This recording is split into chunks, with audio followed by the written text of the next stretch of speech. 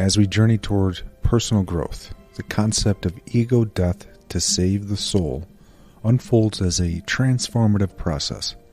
It involves not only shedding the ego's attachment to worldly desires, but also liberating ourselves from the shackles of deeply ingrained beliefs and the remnants of our upbringing.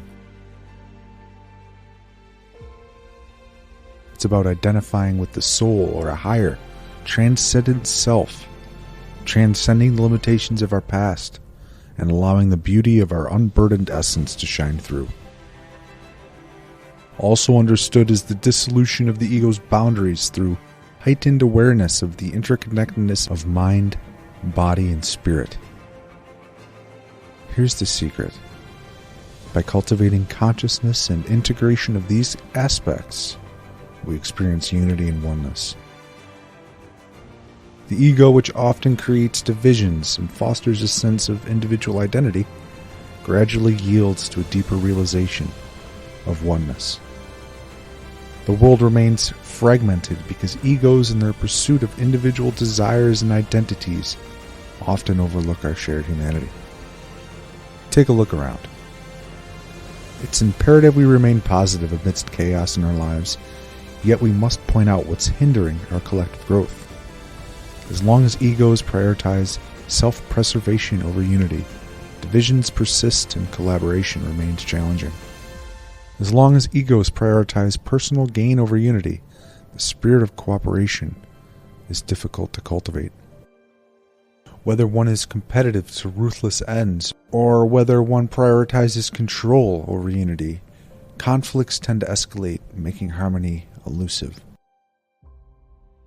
And as long as egos prioritize differences over oneness, the journey towards mutual understanding and harmony remains a distant aspiration. The world remains divided for many other reasons, don't get me wrong, and hear me out. To truly flourish, we must recognize that our individual journeys are but reflections of a universal path. A collective shift is needed, a harmonious symphony of souls coming together, in awareness and compassion, for in unity we discover the divine thread that binds us all.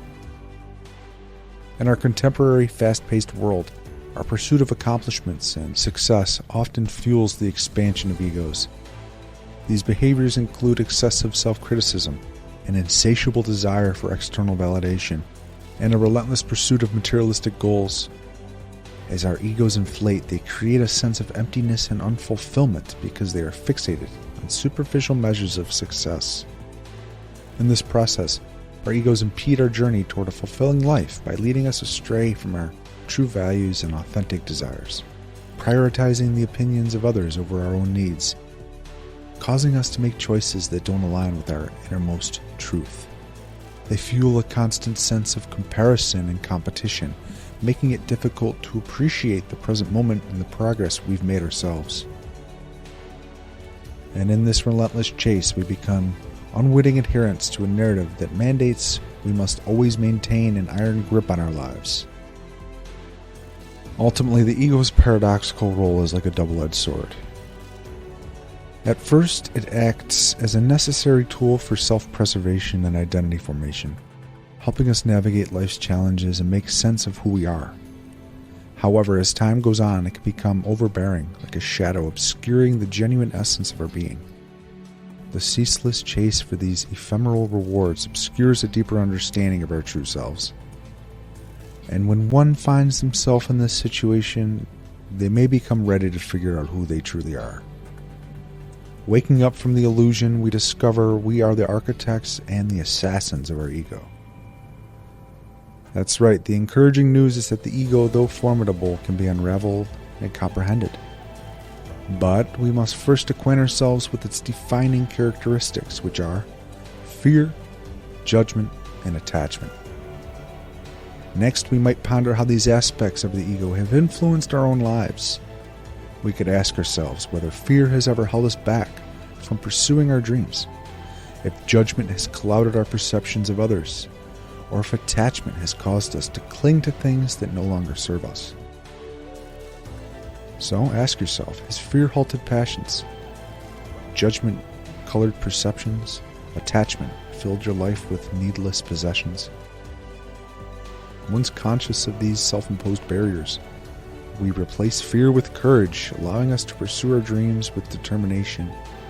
Judgment is substituted with empathy to forge deeper and more meaningful connections with those around us. And attachment is exchanged for liberation, freeing us from the shackles of materialism to embrace simplicity and clarity in our lives. We learn to make decisions rooted in our true values and needs, rather than being solely driven by the allure of external rewards or the hunger for validation.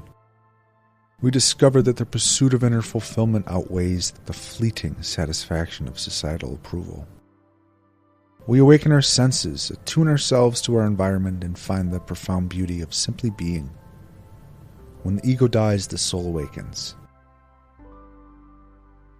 It is here a quiet transformation unfolds, akin to the world waking from a deep slumber. In this stillness, the soul's voice becomes more audible, a subtle whisper carrying the wisdom of authenticity and inner truth. Boundaries that once constrained us dissolve, and the world takes on new hues, offering fresh perspectives. It's about shedding the layers accumulated over time and returning to the essence of who we truly are. In unity, we are all one. Humanfluence out.